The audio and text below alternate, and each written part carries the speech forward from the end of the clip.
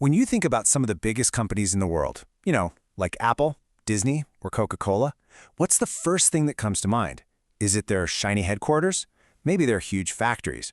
Well, what if I told you that their most valuable possessions are actually completely invisible? That's exactly what we're going to dig into today. So let me ask you, what do you think is a company's most valuable asset? Is it the land it's built on, the computers humming away in the offices, the inventory stacked up in the warehouse?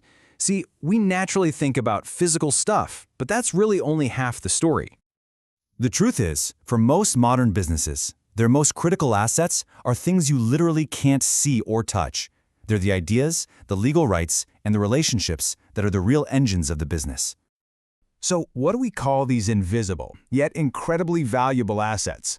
Well, in the world of accounting, they're known as intangibles. Now, the official definition is pretty dry: an identifiable, non-monetary asset that lacks physical substance. Non-monetary just means it isn't cash or something you can easily turn into cash. But honestly, examples make this way clearer. Think about the patent for a new life-saving drug, or the copyright on the Harry Potter books, or even the iconic golden arches of McDonald's. These are the powerful ideas and rights that generate so much of the value. Okay, so we know what they are, but how does a company actually account for them? Well, it all comes down to one fundamental decision, and it's a decision that can dramatically change how a company's finances look on paper. Whenever a company spends money, it has two choices. It can either capitalize the cost, which means treating it like a long-term asset because it's going to provide value for years, or it can expense it, which means treating it as a cost of doing business right now, something that immediately lowers your profit for the period. Let's make this real. Imagine a company spends a cool $500,000 on research and development for some amazing new invention. Then, they spend another $25,000 on legal fees to get the patent. Now, which amount do you think actually becomes the asset on their books? You might be surprised. It's only the $25,000. All that R&D spending? It has to be expensed right away. And this leads us to a super important rule for any intangible asset a company develops itself. All the money spent on that messy, uncertain process of R&D, it gets expensed as it happens. And this is a huge point of debate. Critics argue this rule makes innovative, R&D-heavy companies look way less valuable on paper than they really are. Only the direct cost to legally secure the asset, like registration fees, actually get to be put on the balance sheet.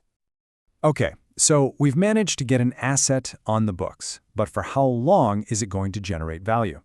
This whole question of time brings us to our next big concept. Let's go back to our $25,000 patent. We know it won't last forever. It has a limited legal life.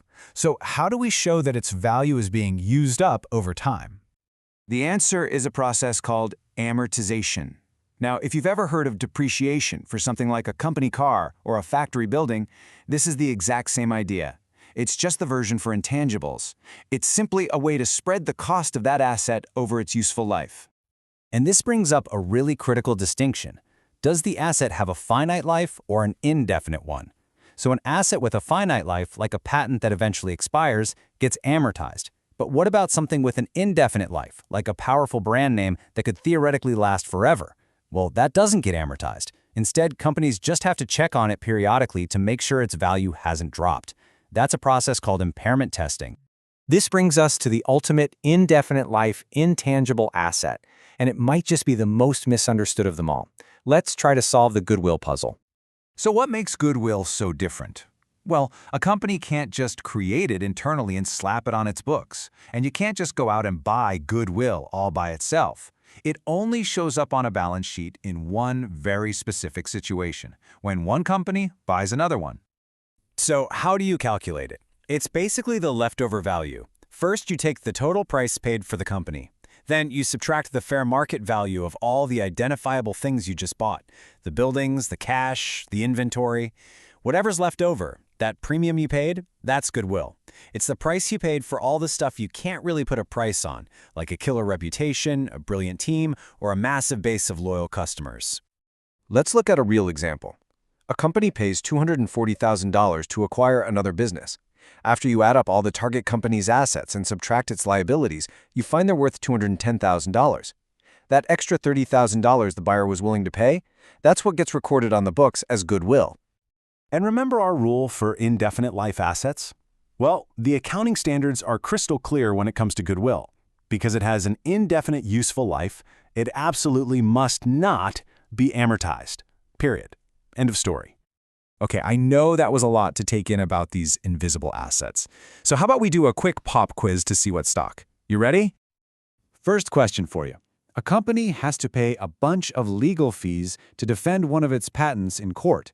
Should they capitalize those legal fees as part of the patent's cost? And does it matter if they win or lose the case? And the answer is, it depends. If the defense is successful, then yes, you capitalize those legal fees. The thinking is that you successfully protected the patent's future value.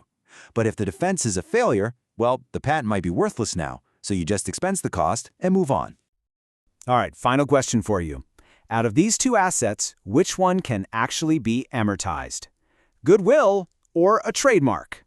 The answer is the trademark. A trademark can have a finite life, so you're allowed to amortize it. But goodwill, as we've learned, that's the ultimate indefinite life asset, and it is never, ever amortized.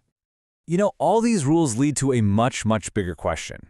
In an economy that's so driven by ideas and brands and technology, do these accounting rules really make sense? When a company's massive R&D budget gets immediately written off and the value of its own incredible brand gets ignored on the balance sheet, are we really measuring what makes a business valuable today? It is definitely something to think about.